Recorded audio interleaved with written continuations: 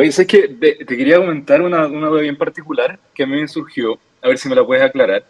Estuve escuchando la última entrevista que le hizo el anónimo a Juan Cristóbal Demian. Está interesante y en un momento de la entrevista, Juan Cristóbal le cuenta esta experiencia que él la ha contado en otra entrevista, como él está en Hungría ahora, de lo difícil que le ha sido explicar el proceso revolucionario que vivimos. ¿Ya? Entonces que los húngaros lo encuentran una wea muy tirada de las mechas. Tú le explicas a la gente, y me imagino que no solo los húngaros, sino la gente en general del este de Europa, sobre comunismo y tienen la visión, ¿cómo llamarlo?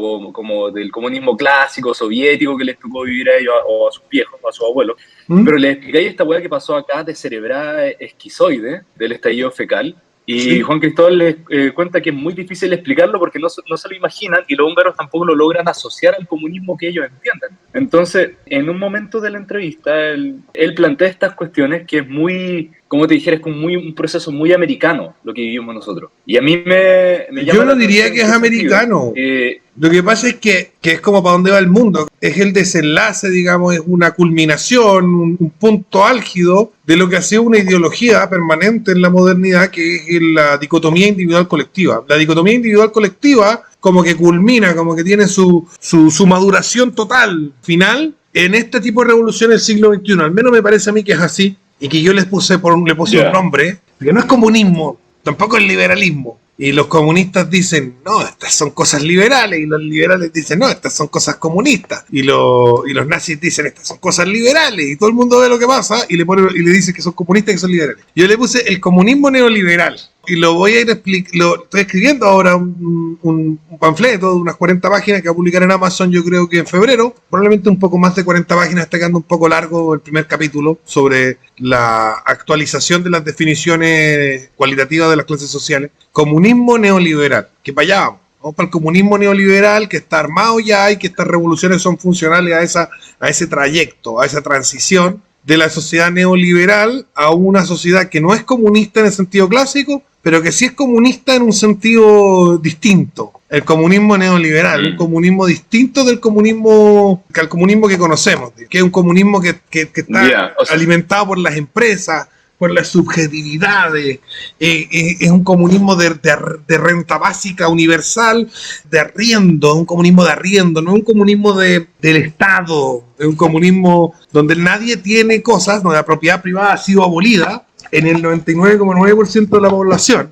Entonces la gente ya no tiene música, por ejemplo. Tú no tenés CD, no tenés cassette ni discos de vinilo. Arriendas tu acceso a la música a través de Spotify.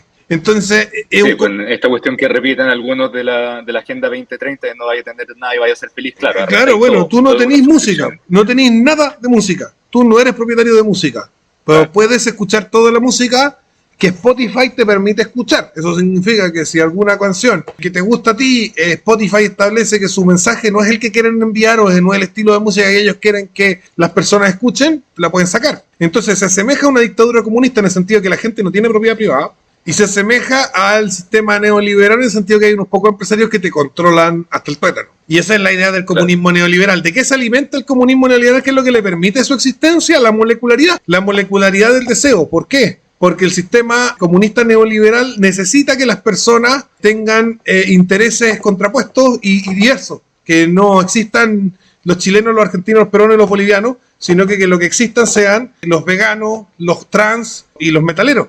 Existiendo los trans, los metaleros, los veganos y los animalistas y que todo el mundo tenga religiones también distintas, unos que son Hare Krishna y no sé qué, y ojalá molecularizar lo más posible las religiones, que todo sea equivalente y totalmente disuelto. Y de esa manera yo puedo, en lugar de venderte como se podía antes, que te podían vender, iba a la feria del disco y compraba y estaban los discos, los 400 o 500 discos que la gente escuchaba. Ahora eso queda obsoleto porque la gente no escucha 400 o 500 CD o álbumes de música. La gente escucha, 1000 hueones escuchan 1000 álbumes distintos de música porque cada hueón tiene su propio gusto especial único. Y entonces ahí se sustenta Claro. el tema del arriendo por acceso total. Y yo creo que se va a expandir a más cosas. O sea, yo creo que el Uber, por ejemplo, y esa guay también son una expansión de lo mismo en la dirección de movilizarse. Y así, estamos llenos de versiones de eso. Pero vendría siendo, el proceso que vivimos nosotros vendría siendo parte también de ese Sí. continuo revolucionario, llamémoslo así, pero tomando prestado elementos de un contexto neoliberal, que es lo que decís. Entonces, no es únicamente marxista, No, no es sino marxista. que... No es nada marxista. Es comunista, pero no es nada marxista. no. Es un comunismo no marxista. Claro, es comunismo no marxista que toma prestado o aprovecha elementos y estructuras liberales o neoliberales. O sea, las necesita. Las necesita Claro, para existir. pero esto le sumáis más encima, pero esto más encima le sumáis una negación de la metafísica. Con toda esta weá deconstruida de que no solo no existe la verdad, no solo no existe la no verdad, sino que no existe ni una weá. Es la distopia de Karl Popper, la distopia final del popperianismo. La sociedad abierta en su máxima Ya. expresión. ¿Cachai? Acuérdense que Karl Ya. Popper era socialista y después se hizo liberal. claro. Y hablaba de este tema de la sociedad abierta. Claro. Y de que lo importante no era la verdad, la mentira, el bien o el mal, sino que la apertura. La apertura es lo que va. Eso es lo que importa. De eso se trata la vida, de la apertura. Pero yo creo que es popperiano. Yo creo La que esto apertura por la es a apertura. propósito ultra mega popperiano. Sí, calza. La apertura por la apertura, finalmente. Sí.